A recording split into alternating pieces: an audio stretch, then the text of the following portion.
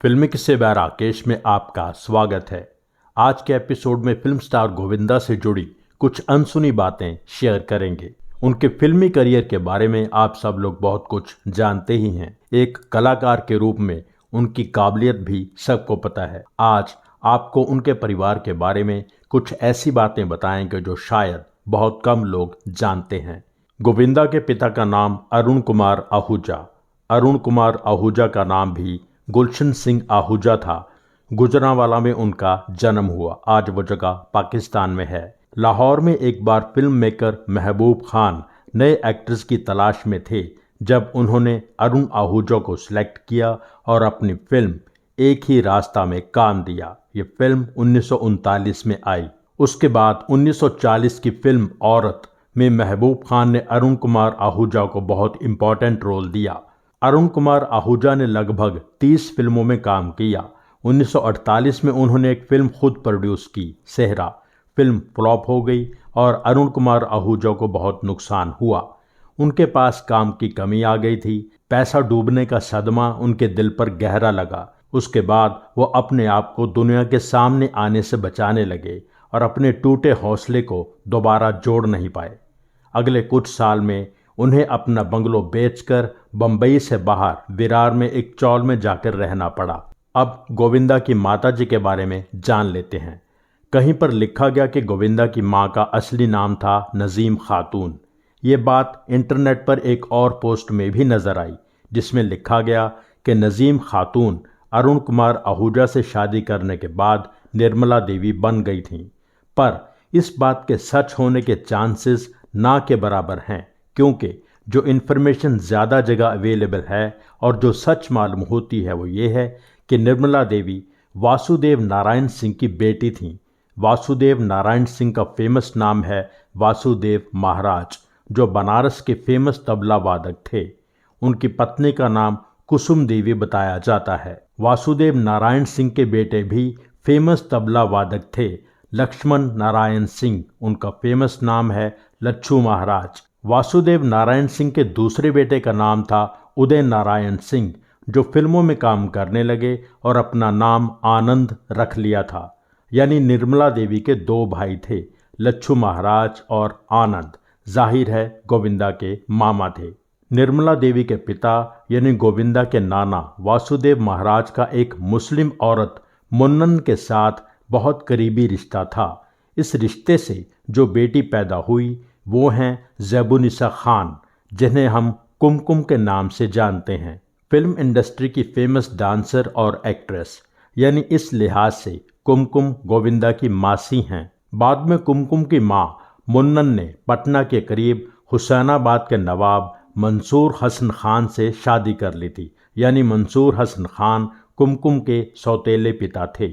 हिंदी फिल्मों के साथ साथ कुमकुम 1960 के दशक में शुरू हुई भोजपुरी फिल्मों में भी काम करती रहीं और वहां की बड़ी स्टार थीं।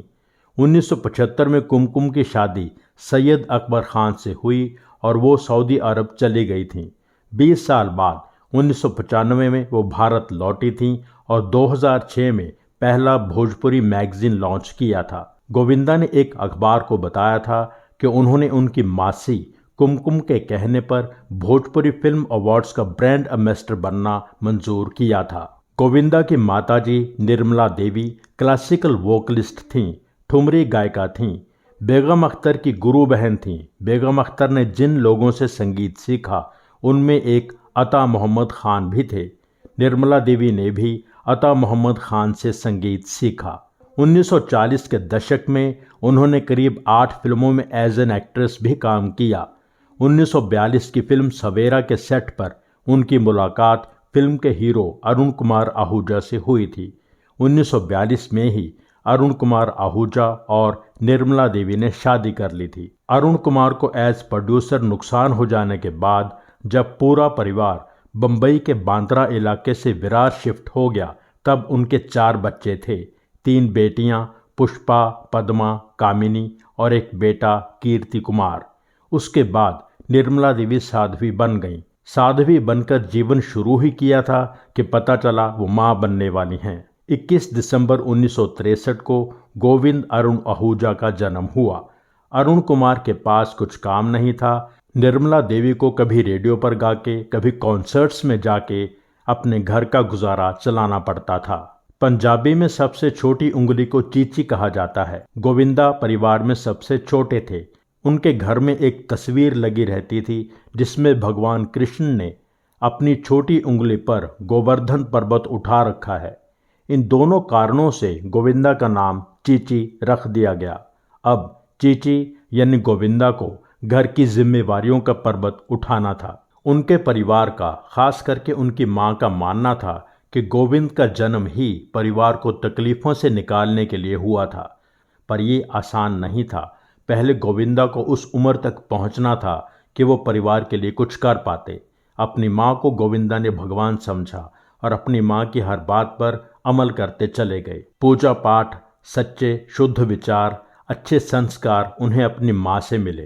पर जिस दुनिया में वो कदम रखने जा रहे थे वहां शायद इन चीज़ों से ज़्यादा कुछ और चाहिए था। बीकॉम कर चुके थे, अंग्रेज़ी आती नहीं थी, माँ की मदद करना चाहते थे। होटल्स में वेटर की नौकरी करने गए तो अंग्रेज़ी ना आने के कारण उन्हें नौकरी नहीं मिली। फिल्मों में काम करना उनके पास आखिरी ऑप्शन थी। फिल्म प्रोड्यूसर ने गोविंदा को एक वीडियो कैसेट दिया और कहा कि इस वीडियो में जो लड़का डांस कर रहा है उसकी तरह डांस करके दिखाओ तो मैं तुम्हें फिल्म में काम दे सकता हूँ। गोविंदा ने वो कैसेट देखा और उसमें डांस कर रहे लड़की की तरह डांस करना सीखा। उस कैसेट में डांस कर रहा लड़का था जावेद जाफरी। ये बात गोविंदा ने जावेद जाफरी के सामने उनके ही टीवी शो में बताई थी। साथ ही गोविंदा सरोज खान के पास डांस सीखने पहुंच गए, पर उनकी फीस के पैसे गोविंदा के पास नहीं थे। गोविंदा ने सरोज खान से कहा कि मैं विरार से ट्रेन में ट्रैवल करके आता हूँ, ज़्यादातर बिना टिकट ही सफ़र करता हूँ क्योंकि मेरे पास पैसे नहीं हैं, आप मुझे डांस सिखा दीजिए। सरोज खान को गोविंदा की बात में सच्चाई और डांस सीखने का जुनून नजर आया। सरोज खान ने बिना पैसे लिए गोविंदा को सिखाना शुरू कर दिया। जब गोविंदा को काम मिलने लगा तो गोविंदा ने एक लिफाफे में डालकर कुछ पैसे सरोज खान के पास भिजवा दिए फीस के रूप में। एक बार सरोज खान की तबीयत बहुत ख़राब हो गई थी, वो हॉस्पिटल में एडमिट थीं। गोविंदा आए और सरोज खान की बेटी के हाथ में एक लिफाफा पकड़ाकर चले गए। उसमें बहुत से रुपए थे। फराह खान ने बताया था कि मैं गोविंदा को बचपन से जानती हूँ पर कभी कोरियोग्राफ नहीं किया। मुझे ऑफर्स भी आते थे पर मैं अवॉइड करती थी। इसका कारण ये था कि मुझे लगता था कि मैं गोविंदा को कोरियोग्राफ करूँगी तो मैं एक्सपोज हो जाऊँगी। मैं सबसे बेस्ट डांसर को कोरियोग्राफ करने की काबिलियत नहीं रखती। ओम शांति ओम में एक गाने में गोविंदा भी आते हैं। फराह ने वो शूट करते समय गोविंदा से कहा था कि डांस स्टेप्स कौन से होंगे ये तुम ही डिसाइड करो, तुम ही शाहरुख को कोरियोग्राफ भी करो, मैं तुम्हें कोरियोग्राफ नहीं कर सकती। गाने में वो छोटा सा मूवमेंट गोविंदा ने कोरियोग्राफ किया था और शाहरुख को भी करवाया था। 15 जून 1996 गोविंदा की मां चल बसी। सुकून इस बात का था कि वो अपने बेटे की कामयाबी, अपने परिवार की खुशहाली देख कर गईं।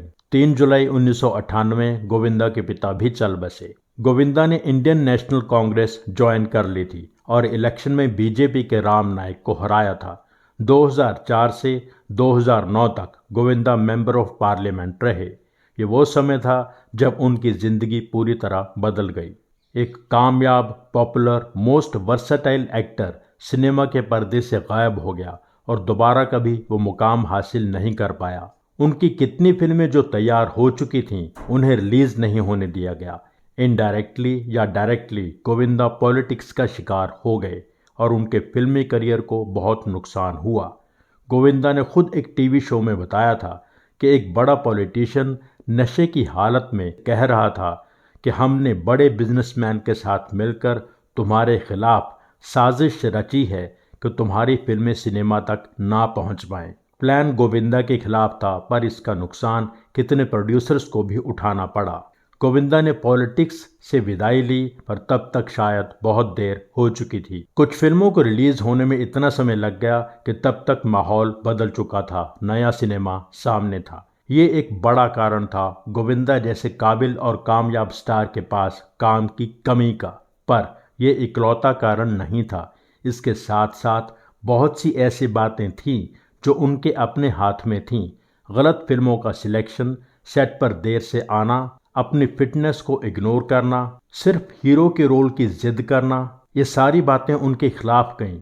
उनके साथी, उनके सलाहकार उन्हें अच्छे नहीं मिले जो उन्हें अपडेट रख पाते। आज भी टीवी पर गोविंदा की फिल्मों की व्यूअरशिप सबसे ज्यादा होती है। गोविंदा खुद शायद इतने निराश नहीं होंगे उनकी आज की हालत से, पर उनके फैंस सही मायने में निराश हैं। क्यों इतना अच्छा कलाकार अपने आप को बदल कर जमाने के साथ चलने को तैयार नहीं हो पा रहा? उन्हें ये एक्सेप्ट करना ही चाहिए कि 1990 का दशक खत्म हुए भी जमाना हो चुका है। फिल्मों की कहानी, प्रेजेंटेशन, हर पहलू में बहुत बदलाव आ चुके हैं। उन्हें नए सिनेमा के साथ चलना होगा। गोविंदा के बारे में बहुत सी बातें हैं जो एक एपिसोड में नहीं की जा सकती। आगे भी उनके बारे में एपिसोड्स आपको यहाँ मिलते रहेंगे।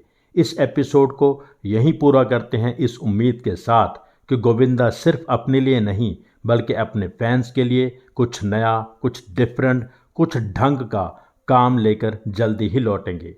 एपिसोड लाइक ज़रूर कीजिए, शेयर कीजिए, कमेंट कीजिए। Thank you so much.